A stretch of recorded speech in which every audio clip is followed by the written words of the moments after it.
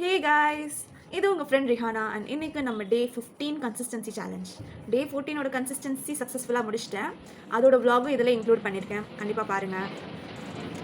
2 நாளாக உடம்பு சரியில்லை, அதனால தான் ஒழுங்காக வீடியோ போட முடியல.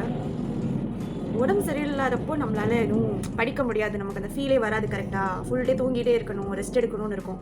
படிக்கிற மூடு சுத்தமாக வராது. அது தெரிஞ்சே நான் இன்றைக்கி சேலஞ்ச் பண்ணிக்கிட்டேன். நேற்று கோடிங் கொஞ்சம் பண்ணேன், கொஞ்சம் ரைட்டிங் ஒர்க் இருந்துச்சு.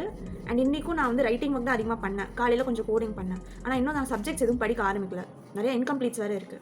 ஸோ இன்றைக்கி நான் சேலஞ்ச் பண்ணிக்கிட்டேன். உடம்பு தானே சரியில்லை, ஒரு 3 hours ஃபோக்கஸ்டாக வேலை செஞ்சு பாரு, பண்ண முடியுதா இல்லையான்னு பார்த்துடலான்னு. ஒன்றும் இல்லை, கொஞ்சம் ஃபியூ டிப்ஸ் ஃபாலோ பண்ணால் நம்மளால் உடம்பு சரியில்லாதப்போ கூட நம்மளால் படிக்க முடியும். நல்லா ஹைட்ரேட்டாக இருக்கிறது, கொஞ்சம் அப்பப்போ பிரேக்ஸ் விட்டு விட்டு படிக்கிறது, அப்படி பண்ணால் நம்மளால் அப்போ கூட படிக்க முடியும்.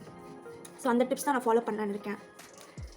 3 hours ஃபோக்கஸ்டாக நான் இன்றைக்கி ஸ்டடி சேலஞ்ச் பண்ண போகிறேன். உங்களுக்கு வேறு ஏதாவது சேலஞ்ச் கொடுக்கணும்னா கண்டிப்பாக கமெண்ட் பண்ணுங்கள். இன்னும் கண்ணு ஃபுல்லாக ரெட்டாகவே இருக்குன்னு நினைக்கிறேன், ஒழுங்காக தூங்கலை. ஸோ இன்னும் vlogsக்கு கண்டிப்பாக ஃபாலோ பண்ணுங்கள். My life my glow Rihana vlogs. படிக்க ஆரம்பிக்கலாமா?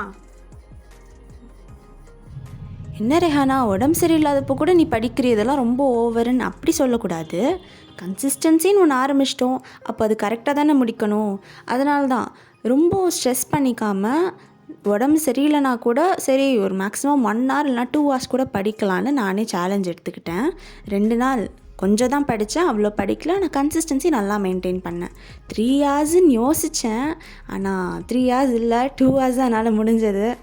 வேறு ஏதாவது சேலஞ்ச் கொடுக்குன்னா கண்டிப்பாக கீழே கமெண்ட்